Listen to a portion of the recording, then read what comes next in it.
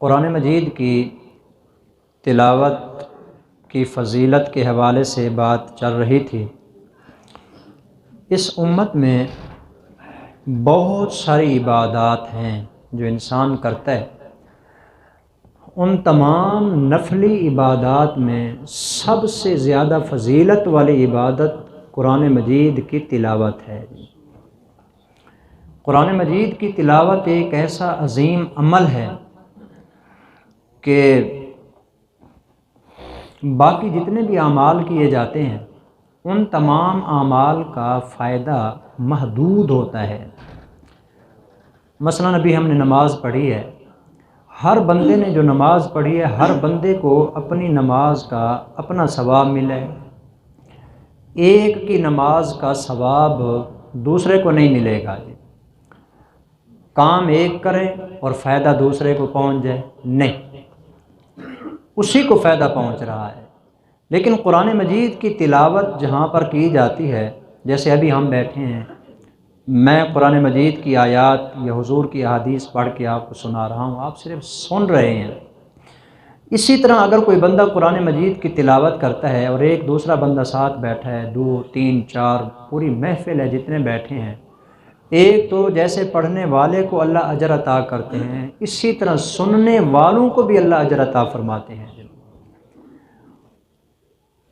صرف جو پڑھنے والا ہوتا ہے اللہ کی رحمت اس پہ نازل نہیں ہوتی، جو پڑھنے والا ہے اللہ کی رحمت اس پہ بھی نازل ہو رہی ہوتی ہے، اور جتنے لوگ اس کے اندر شامل ہوتے ہیں اللہ ان کو بھی رحمت سے محروم نہیں فرماتے، ان کو بھی اللہ کی رحمت ملتی ہے۔ تو قرآن مجید کی تلاوت کی بہت زیادہ فضیلت ہے۔ ان میں سے ایک فضیلت یہ بھی ہے، حضرت نبی کریم صلی اللہ علیہ وسلم نے اس کے متعلق ارشاد فرمایا ہے، من قرأ حرفا من کتاب اللہ تعالی فلہ بھی حسنۃ والحسنۃ بعشر امثالھا۔ جو بندہ کلام مجید کا ایک حرف پڑھے اس کو ایک حرف کے بدلے میں ایک نیکی ملے گی، والحسنۃ بعشر امثالھا، اور ایک نیکی کا اجر اللہ 10 نیکیوں کے برابر عطا فرماتے ہیں۔ تو اس کا مطلب یہ ہوا کہ جو بندہ قرآن مجید کا ایک حرف پڑھتا ہے اللہ اس کے بدلے میں اس کو 10 نیکیاں عطا فرماتے ہیں۔ ایک حرف کے بدلے میں کتنا بڑا ثواب ملے گا کہ جس وقت ایک انسان پڑھتا ہے، صرف اسی کو ہی دیکھ لیں جی، بسم اللہ الرحمن الرحیم، اس کے اندر کتنے حروف ہیں، بسم اللہ سے لے کر الرحیم کی میم تک، ہر حرف کے بدلے میں اللہ 10 نیکیاں عطا فرماتے ہیں۔ بلکہ اگلی روایت کا اگلا حصہ ہے، نبی کریم صلی اللہ علیہ وسلم نے ارشاد فرمایا، لا اقول الف لام میم حرف، میں یہ نہیں کہہ رہا کہ الف لام میم ایک حرف ہے جی، بلکہ الف حرف و لام حرف و میم حرف۔ الف لام میم میں حضور فرماتے ہیں الف الگ حرف ہے، لام الگ حرف ہے، میم الگ حرف ہے، صرف اس الف لام میم کے پڑھنے کے اوپر اللہ انسان کو 30 نیکیاں عطا فرمائیں گے۔ بلکہ اگر اس کی مزید گہرائی میں جایا جائے تو بعض علماء نے یہ بھی فرمایا ہے کہ الف کے اندر پھر 3 حرف بنتے ہیں جی، الف لام اور فا۔ الف جب اس کو لکھا جاتا ہے جی، لام کے اندر بھی پھر 3 حرف بنتے ہیں جی، لام الف اور میم لام، آگے جو میم ہے اس کے اندر بھی 3 بنتے ہیں، میم یا اور میم جب لکھا جاتا ہے میم۔ تو صرف الف لام میم کے پڑھنے کے اوپر ایک انسان کو ان تمام چیزوں کو سامنے رکھ کے دیکھا جاتا ہے تو 90 نیکیاں اس کو ملتی ہیں صرف الف لام میم کے اوپر۔ تو کتنی بڑی فضیلت کی بات ہے، کتنا محروم القسمت ہوگا وہ آدمی کہ جو اس کے باوجود بھی اس سے فائدہ حاصل نہیں کرتا۔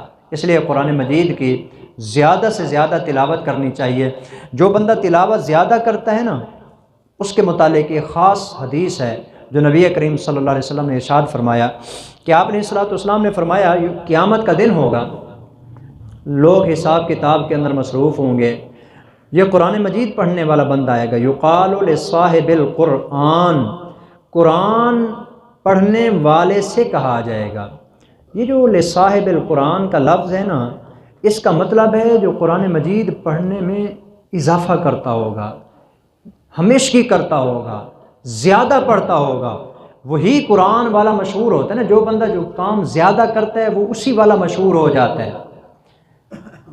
کوئی بندہ سبزی بیچتا ہے، اس کا زیادہ ٹائم چونکہ سبزی کے ساتھ گزرتا ہے، وہ مشہور ہو جاتا ہے سبزی والا۔ ایک آدمی چنچی چلاتا ہے جی، وہ زیادہ ٹائم چونکہ اس کا وہاں گزرتا ہے جی، کون ہے جی؟ سمجھ نہیں آ رہی، اس نام کے اور بندے بھی بہت سارے ہیں، کون؟ وہ چنچی والا۔ ایک آدمی کسی آفس میں کام کرتا ہے، بینک میں کام کرتا ہے جی، اگر ایک کالونی میں مختلف بندے اسی نام کے رہتے ہیں، سمجھ نہیں آتی کہ یہ کون ہے جی، بتانا پڑتا ہے کون سا؟ وہ بینک والا جی۔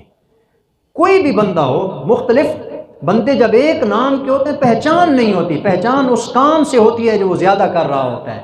تو انسان تو اور بھی بہت سارے ہیں، لیکن اللہ تعالیٰ نے اس کو نام دیا ہے، یہ بندہ وہ ہے جو میرے قرآن والا تھا، یعنی زیادہ پڑھتا تھا، زیادہ وقت دیتا تھا، بہت زیادہ اس کی تلاوت کرتا تھا۔ جب یہ آئے گا نا قرآن مجید کی تلاوت کرنے والا، اس کو کہا جائے گا، اللہ تعالیٰ فرمائیں گے اقرأ ورتقِ، کیسا کمال کا لفظ ہے، اقرأ ورتقِ۔ حضور فرماتے ہیں قیامت کے دن اللہ تعالیٰ فرمائیں گے اقرأ ورتقِ، قرآن پڑھتا جا، جنت کی سیڑھیوں پہ چڑھتا جا۔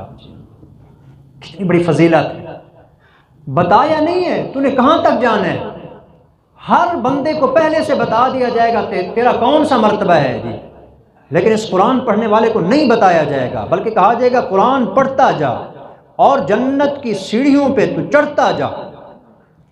اقرأ ورتقِ ورتل کما کنت ترتل فی الدنیا، یوں ٹھہر ٹھہر کے قرآن پڑھ جیسے تو دنیا میں ٹھہر ٹھہر کے پڑھتا تھا، جیسے دنیا کے اندر ٹھہر ٹھہر کے تجوید کے ساتھ اچھے طریقے سے قرآن مجید کو پڑھتا تھا، آج جنت کے اندر بھی یوں پڑھتا جا، آرام آرام سے پڑھتا جا پڑھتا جا، جب تک تیرے قرآن کی تلاوت جاری رہے گی ہم تیرے لیے جنت کے درجے بلند کرتے جائیں گے۔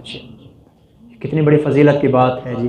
آخر میں آپ نے فرمایا فَإِنَّ مَنزِلَكَ عِنْدَ آخِرِ آیَةٍ تَقْرَأُهَا، اللہ تعالیٰ کی طرف سے حکم ہوگا چلتا جا، چڑھتا جا، سیڑھیوں پہ بلند ہوتا جا، جنت کے درجات کو آگے سے آگے کراس کرتا جا۔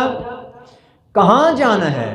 اللہ تعالیٰ فرماتے ہیں فَإِنَّ مَنزِلَكَ عِنْدَ آخِرِ آیَةٍ، بس قرآن پڑھتا جا، جہاں قرآن کی آخری آیت آئے گی نا وہی جنت میں تیرا مقام ہوگا جی۔ کوئی طے شدہ نہیں ہے پہلے سے کہ تو نے کہاں جانا ہے، یہ پھر آدمی کی اپنی مرضی ہوگی، کتنا ٹھہر ٹھہر کے پڑھتا ہے، زیادہ سے زیادہ ٹائم اس کے اوپر لگاتا ہے اور کتنا یہ بلندی پہ چلا جاتا ہے۔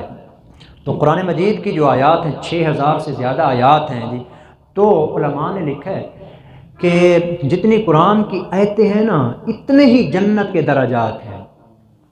جنت کے درجے کا کیا مطلب آپ سمجھ رہے ہیں؟ جنت کا درجہ کیا ہوتا ہے؟ ایک یہ منزل ہے، ایک اس کے اوپر دوسری منزل ہے، ایک یہ درجہ ایک یہ درجہ۔ جنت کے دو درجوں کے درمیان فاصلہ اتنا ہے جتنا زمین اور آسمان کے درمیان فاصلہ ہے جی۔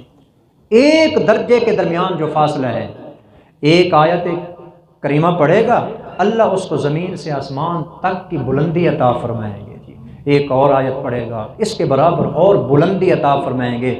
یہ درجات ہیں جو اس کو جنت کے اندر مزید سے مزید ملتے چلے جائیں گے، یہ عظمت ہے جو اس قرآن پڑھنے والے کو دی جائے گی۔ تو یہ دونوں احادیث ہمیں درس دیتی ہیں، سبق دیتی ہیں کہ کوشش کرنی چاہیے زیادہ سے زیادہ قرآن مجید کی تلاوت کرنے کی۔ تلاوت سمجھ نہیں بھی آ رہی نا کہ ہم پڑھ کیا رہے ہیں، مثلا ترجمے کا پتہ نہیں ہے، تفسیر کا پتہ نہیں ہے، اللہ ثواب پھر بھی عطا فرماتے ہیں۔ جو حدیث میں نے بھی آپ کو سنائی ہے، آپ علیہ السلام نے کیا فرمایا؟ لا اقول الف لام میم حرف، آپ نے لفظ ہی ایسا منتخب کیا ہے جس کا معنی کسی کو معلوم نہیں ہے۔ الف لام میم پڑھنے کے اوپر 30 یا 90 نیکیاں مل رہی ہیں، حالانکہ الف لام میم حروف مقطعات میں سے ہے، اس کا معنی کسی کو پتہ ہی نہیں ہے کہ یہ کیا ہے جی۔ تو جب اس کے معنی کا پتہ نہیں، ثواب پھر بھی مل رہا ہے۔ معلوم ہوا کہ قرآن اگر بغیر سمجھے بھی پڑھا جاتا ہے اللہ ثواب سے محروم پھر بھی نہیں فرماتے، اس کو پھر بھی ثواب ملتا ہے۔ تو آپ سوچیں یہ جو بچے قرآن مجید پڑھنے والے ہوتے ہیں ان کے کتنے درجات ہوں گے، غور تو کرے ایک انسان، کتنے بڑے درجات کے یہ مالک ہوں گے جو قرآن مجید پڑھنے والے ہوتے ہیں۔